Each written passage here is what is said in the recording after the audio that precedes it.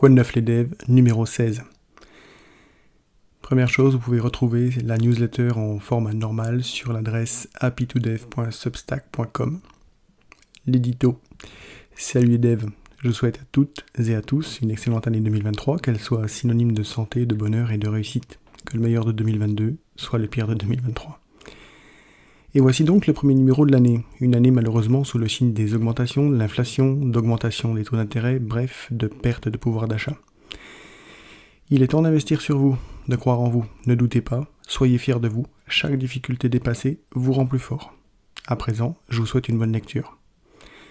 Je rappelle que pour les personnes qui cherchent des stages, qui veulent faire passer leur CV ou un premier emploi, vous pouvez passer gratuitement dans cette newsletter.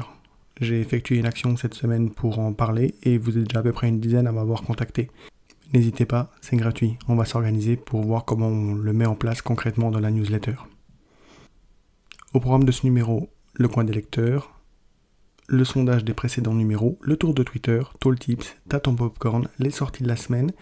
Cette semaine, ce n'est pas un compte Twitter, mais 2 comptes Twitter que je vous présente. Ce sera Iris, la dev au pieds nus, et Hassan Tour. La caisse à outils, la section Jobs, le Dredistrol et le mot de la fin. Avant de commencer, pour être sûr de bien recevoir les prochains numéros, pensez à vous abonner. Le coin des lecteurs. Dans cette rubrique, je vous propose des articles que j'ai trouvé intéressants, toujours bien sûr dans notre domaine, ou presque. Laravel Best Practices, The Definitive Guide. Ça, c'est un article qui est proposé par Benjamin Croza, et avoir des repères sur un framework, c'est toujours une bonne chose. Dans cet article, Benjamin nous fait l'exercice de proposer un guide des bonnes pratiques pour Laravel. C'est un article en anglais. Accessoirement, vous pouvez également jeter un œil à PHP The Right Way, qui donne les bonnes pratiques de PHP et qui est mis à jour assez régulièrement. Why your Laravel application needs automated tests. Dans cet article en anglais, Jonathan Van Rij, j'espère que je ne massacre pas son nom, explique l'importance des tests et ce que cela peut apporter à votre code, à votre équipe, mais aussi à votre entreprise. Partenaire, gérez vos conteneurs Docker depuis une interface web.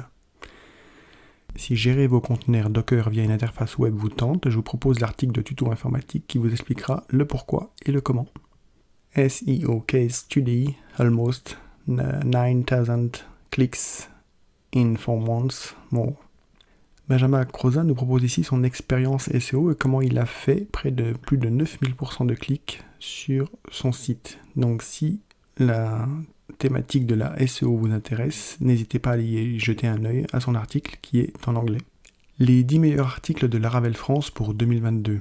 Laravel France produit de super articles sur Laravel, évidemment, et comme Laravel News, ils vous proposent leurs meilleurs articles de 2022 sous la forme d'une liste des 10 meilleurs articles.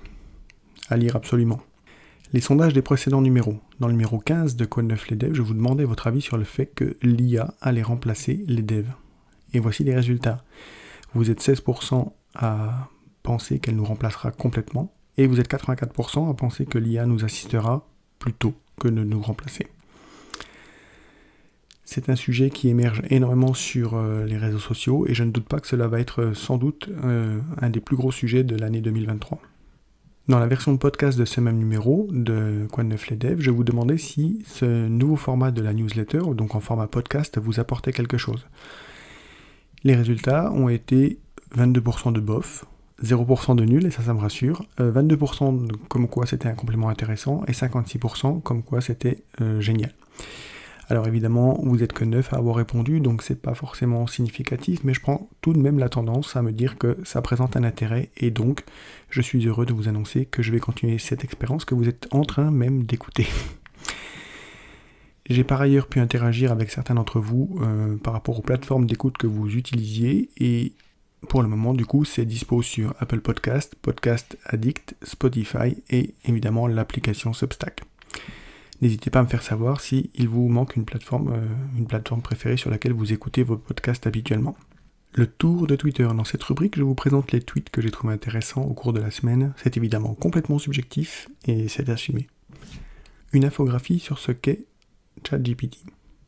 Donc c'est Cecilia Pinto qui nous fait passer une infographie qui explique évidemment ce qu'est ChatGPT, ce que cela peut faire, les exemples et les limites. C'est toujours intéressant de pouvoir voir ces informations de façon condensée, et comme je l'ai dit un peu plus haut, c'est sans doute une des technologies dont on parlera le plus cette année. Ensuite, Iris, la dev au pieds nus, nous explique Vue 3. Cela va donc être un thread pour nous expliquer ce qu'est Vue 3, que Vue 3 c'est Vue 2 mais en mieux, et que c'est pour voir les améliorations qui ont été apportées afin d'aider les développeurs à développer avec. Filament PHP V3, objectif 2023. L'équipe de Filament PHP nous tease un petit peu sur le fait que la version 3 de Filament PHP sortira en 2023, mais on ne sait pas encore quand. Et ils nous annoncent aussi qu'ils vont augmenter la quantité et augmenter la qualité de leur documentation pour cette version V3 et que ça représente évidemment beaucoup de travail. Filament PHP V3, aperçu du design, donc on a eu l'occasion aussi de pouvoir voir la nouvelle organisation de l'interface d'administration de Filament PHP V3. Et ma foi, j'ai pas l'impression qu'il y a d'énormes changements, on reste sur quelque chose de connu et c'est tant mieux, et sans doute il y aura des améliorations qui nous aideront à mieux travailler avec. Internet à 40 ans. Je ne peux que vous recommander de vous abonner au compte d'Olivier Poncet pour tout son contenu, évidemment, mais aussi pour la pépite qu'est la petite info du jour. En effet, au quotidien, Olivier, par rapport à la date du jour, nous propose une information intéressante. Et le 1er janvier 2023, il nous a présenté ce tweet où il disait « Il y a 40 ans, le 1er janvier 1983, fut adopté le protocole TCP/IP par le réseau ARPANET, créé par l'organisation militaire DARPA à la fin des années 60. Ce réseau et ce protocole deviendront les fondations même du réseau Internet. Thread API Security. Merci à Nicolas Kempf, le Stank, pour ce partage de thread expliquant les règles de base sur la sécurité des API. La rubrique Tooltips, cette section regroupe des astuces pour Tailwind CSS, Alpine.js, Laravel et la Voyeur à piocher ou à bookmarker selon vos besoins. Amélioration de la gestion des docblocks. Taylor Otwell, le fondateur de Laravel, nous indique que il y aura à présent des générations docblocks sur Laravel. Donc je vous invite à aller voir en plus en détail ce tweet. Et ça sera toujours intéressant pour la documentation de vos applications. Ensuite, Laravel et pagination. Povilas Korop nous indique comment personnaliser la pagination lorsque vous utilisez la pagination dans vos applications pour avoir un certain nombre d'éléments autour de l'élément central. C'est parfaitement configurable avec paginate on each side. Laravel est en voie de mail lors du développement. Si vous développez avec Laravel et que vous devez envoyer des mails avec votre application, sécurisez-la en utilisant les outils que vous propose le framework. Il est notamment possible de détecter que si on n'est pas en production, en mode de production, que l'application est en développement, il est parfaitement possible de donner une instruction comme quoi tous les mails doivent partir à une adresse de développement. Tuto gratuit sur l'utilisation de Full Calendar avec Laravel. Povilas Korop nous propose gratuitement un tutoriel sur Laravel Daily où il explique l'utilisation possible de la librairie Full Calendar dans un projet Laravel. T'as ton popcorn ? Dans cette section, je te propose de bien te caler dans ton siège gamer, dans ton canapé ou si tu le souhaites dans ton lit, pour visionner quelques vidéos que j'ai pu dénicher ici et là dans notre communauté. Apprendre Angular avec Max H. Jr. Donc dans cette vidéo, qui fait partie d'une série, tu vas pouvoir apprendre Angular directement avec Max. Créer une application avec Laravel et OpenAI. On retrouve Ludovic, aka Norcoders, qui nous explique comment créer une application avec OpenAI dans cette vidéo. Qu'est-ce que nous réserve Flutter pour 2023 ? Pour les personnes qui travaillent avec Flutter, cette vidéo vous présente les nouvelles fonctionnalités qui seront présentes en 2023. Les sorties de la semaine, l'écosystème Laravel, immanquable. Au vu de la release day de mardi, c'est quand même des fous chez Laravel, puisqu'en effet, ils ont fait des releases sur quasiment presque tout l'écosystème. On a Laravel, on a Breeze, on a CacherPaddle, on a CacherStripe, on a Dusk, Forge, Fortify, Horizon, Jetstream, Passport, Sail, Sanctum, Scout, Socialite, Telescope et Vapor UI. Rust 1.66. La news date un petit peu, c'est pas vraiment de la semaine, puisqu'elle date de...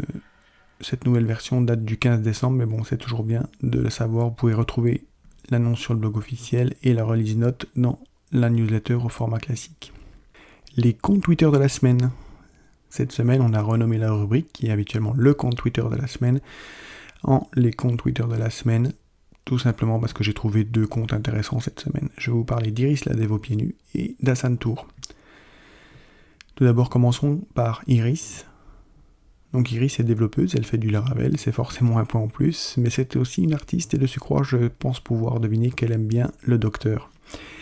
Ce ne peut être qu'une personne incroyable. Je vous encourage donc à la suivre, son profil est réellement très intéressant. À présent, c'est au tour d'Hassan. J'ai découvert le profil d'Hassan au détour d'un giveaway où il était possible de gagner des e-books, et devinez quoi, moi qui ne gagne jamais rien, j'ai gagné. Ensuite, j'ai échangé avec lui, qui est réellement toujours dispo pour donner de bons conseils pour faire décoller son activité. Il poste chaque jour des tweets avec beaucoup de valeur, alors allez voir et vous ne le regretterez pas, son profil est un profil en anglais. Par ailleurs, si vous connaissez un profil Twitter qui mérite le détour, qui mérite qu'on lui donne un peu de force, faites-m'en part via Twitter ou écrivez-moi. La caisse à outils. Dans cette rubrique, je te présente des outils qui peuvent t'aider dans ton quotidien de dev. Visualiser des regex. C'est Aurélie Vacher qui nous a trouvé ce super outil qui permettra aux devs qui sont plutôt visuels de pouvoir mieux gérer leurs regex. Composants Tailwind CSS. Vous travaillez avec Tailwind CSS, ce thread pourra vous aider à trouver des composants tout prêts à adapter pour vos sites. Formation JavaScript gratuit. Et oui, les devs.js, n'oubliez pas que Jérémy Mouzin vous offre une formation de 4 heures sur le langage. Merci à Maxime de nous l'avoir rappelé. Un équivalent de Photoshop en ligne est gratuit. Si vous ne connaissez pas le site Photopea, il va pouvoir vous aider à créer très facilement les designs dont vous avez besoin. Vous retrouverez vraiment une interface familière si vous travaillez ou si vous avez travaillé avec Photoshop. Et si c'est les PDF que vous souhaitez manipuler, si vous cherchez un outil qui vous permet de fusionner des PDF, diviser des PDF, les compresser, passer un PDF en Word, passer un PDF en PowerPoint, en Excel, passer un Word en PDF, passer un PowerPoint en PDF, etc., etc. Vous avez la liste de toutes les possibilités sur la newsletter format classique. Vous pouvez aller consulter le site I Love PDF, qui est vraiment une pépite dès qu'on a besoin de travailler avec des PDF, que ce soit pour les compiler entre eux, de réorganiser les pages, ajouter un filigrane, des images, quoi que ce soit, c'est vraiment l'outil parfait. Jobs, 2 offres d'emploi chez Cap Collectif. Alors je vous laisserai aller consulter la description complète sur la newsletter qui est en ligne. Mais à savoir, chez Cap Collectif, ils cherchent une développeuse ou un développeur PHP Symfony, ELK, et une développeuse ou un développeur full stack PHP Symfony JS. Une offre d'emploi chez Energy, la même chose, je vous laisserai aller voir le détail de l'annonce sur la version en ligne. Et chez Energy, ils cherchent une développeuse ou un développeur full stack à 70% PHP Symfony et 30% de React.js. Chez linuxjobs.fr, vous allez pouvoir retrouver toutes les offres d'emploi avec du télétravail pour cette première semaine de l'année. Dredistrol, dans cette rubrique, je vous liste les petits trolls que j'ai trouvés et qui sont publiés normalement le vendredi. Donc si vous écoutez ce podcast un autre jour, ça tombe un peu à l'eau, mais bon, l'idée est là quand même, c'est pour rigoler un peu. Donc évidemment, vu que c'est principalement des images, je vous laisserai découvrir cela sur la newsletter en ligne. Mais cette semaine, on a plusieurs items qui sont le CLC++, c'est pour les dinosaures. Du back-end contre les front-end. Et les meilleures apps sont souvent Apple only, n'est-ce pas ? PHP est-il mort ? Le sujet qui est extrêmement récurrent aussi. Et la dernière n'est pas vraiment un troll, mais plutôt quelque chose que j'ai trouvé vraiment très drôle, l'authentification à 2 facteurs. Je vous laisse prendre connaissance de ça sur le site. Le mot de la fin. Et oui, c'est déjà fini, mais on se retrouve la semaine prochaine pour le numéro suivant. J'espère vraiment que vous en appréciez le contenu. Si un sujet vous manque, n'hésitez pas à m'en faire part. Et oui, et allez-y mollo sur la galette. Si vous souhaitez me soutenir, modestement ou gratuitement, je vous invite à lire le paragraphe qui est juste en dessous dans la rubrique en ligne. Je ne vais pas vous embêter avec ça maintenant. Sur cela, je vous souhaite une bonne soirée, un reste de week-end de repos. Happy coding à toutes et à tous, et à bientôt.